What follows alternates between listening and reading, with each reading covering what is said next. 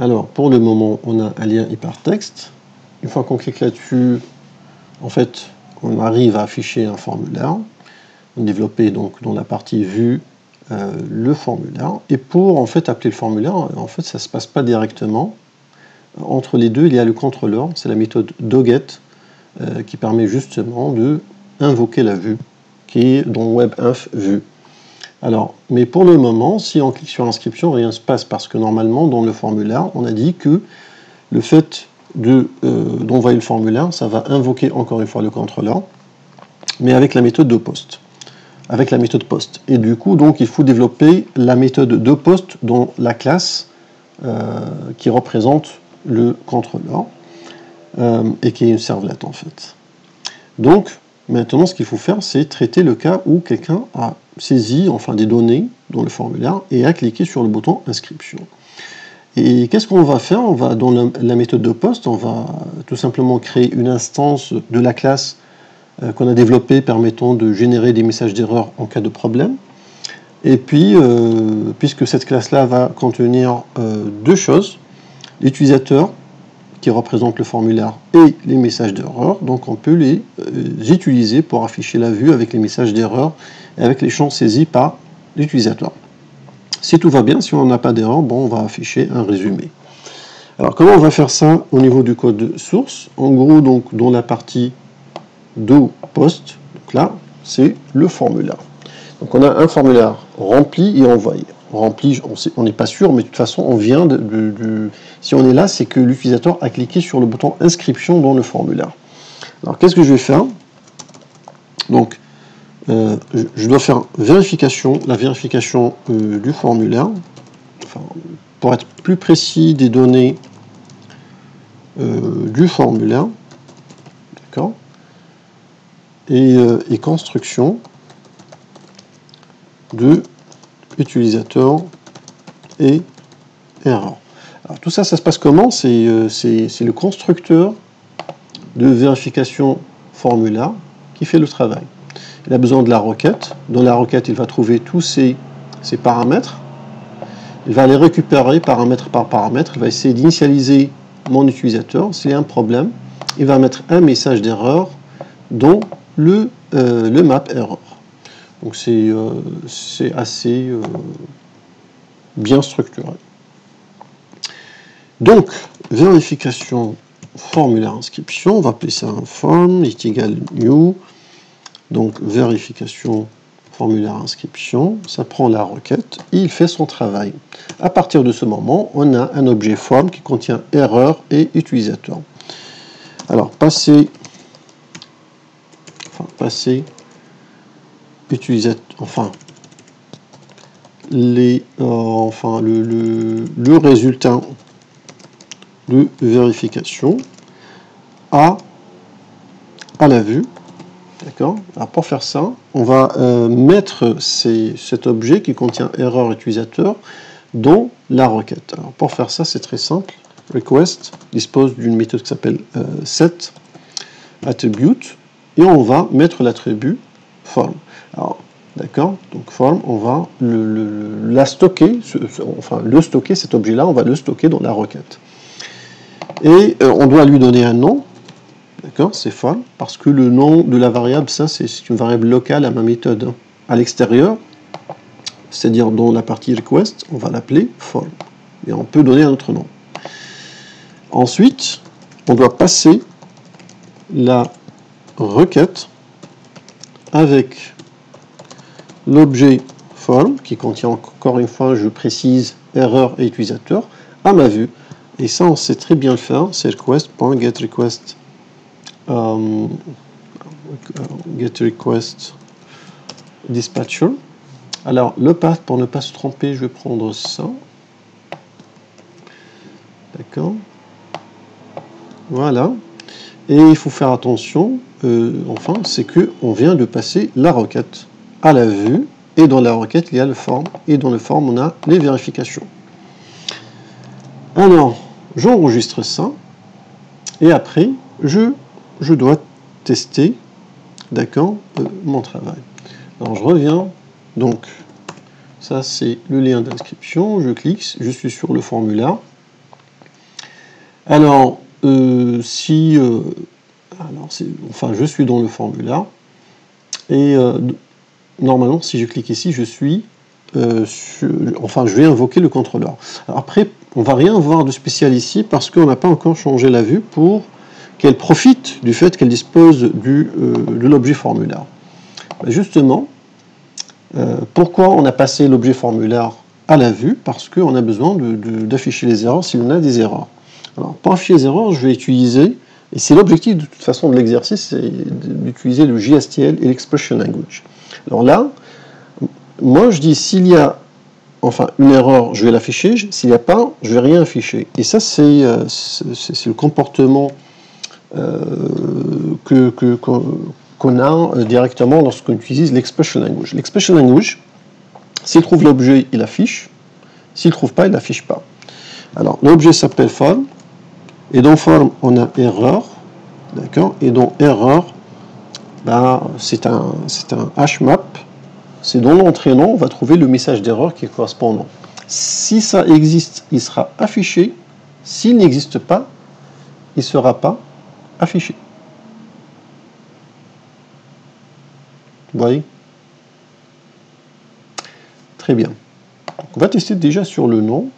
On va voir si tout va bien. Ok. Alors, là, je mets 2 caractères, allez. Je fais créer un compte. Et malheureusement, j'ai une exception, un null pointer exception qui traîne quelque part. Alors, pourquoi un null pointer exception? Ok.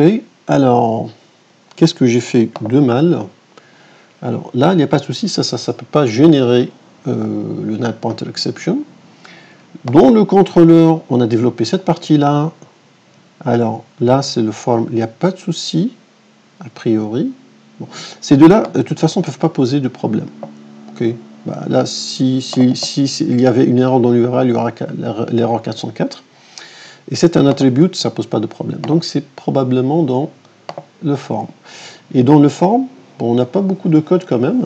C'est-à-dire, on va faire le set nom, le set prénom avec les bons prénoms.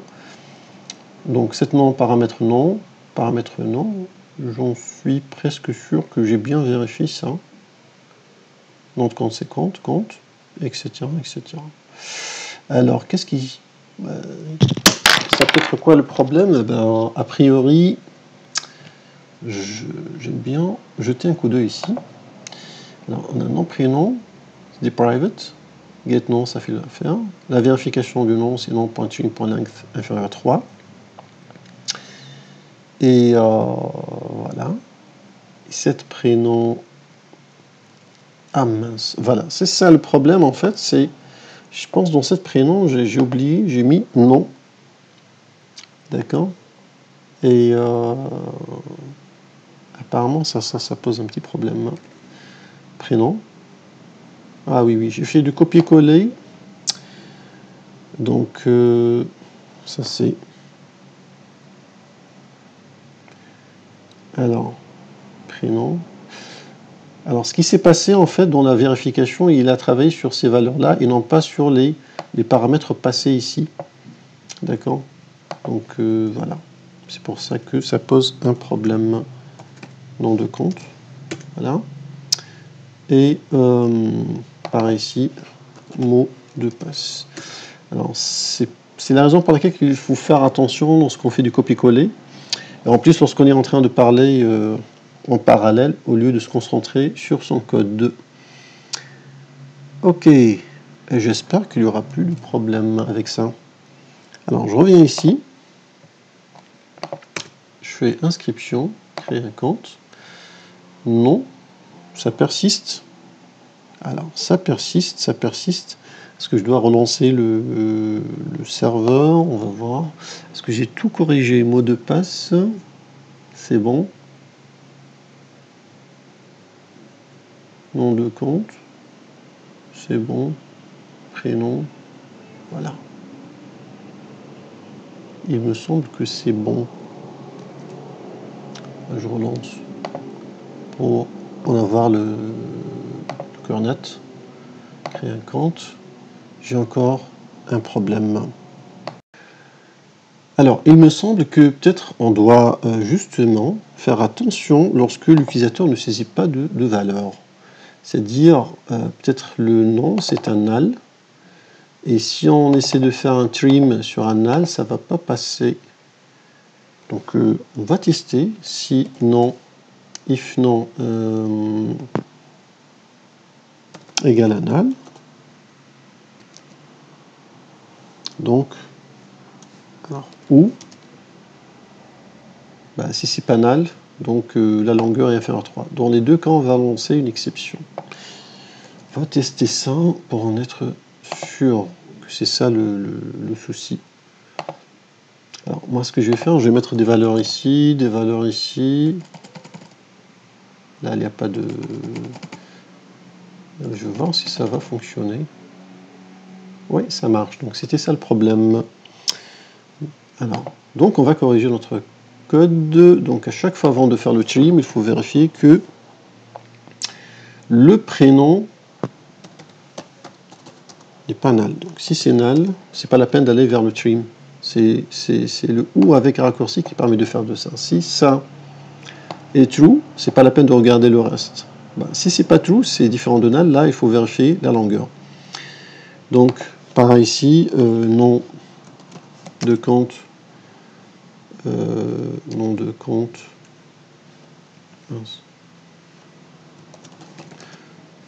Nom de compte est égal à null ou le reste. Et là, c'est pareil. On va faire mot de passe égal à null. Voilà. Très bien. Si je reviens vers mon formulaire, maintenant, si je remplis rien, il n'y a pas d'erreur. Il y a encore d'erreur. Alors, qu'est-ce que j'ai fait encore de mauvais?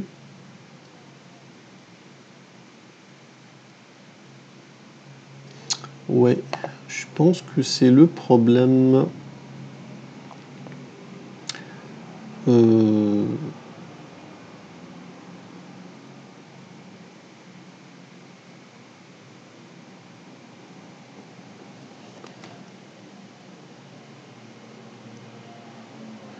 Moi, j'ai dit, enfin, je pense que ça peut poser également un petit problème.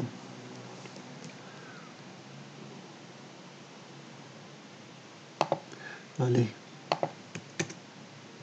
Créer un compte. Ouais.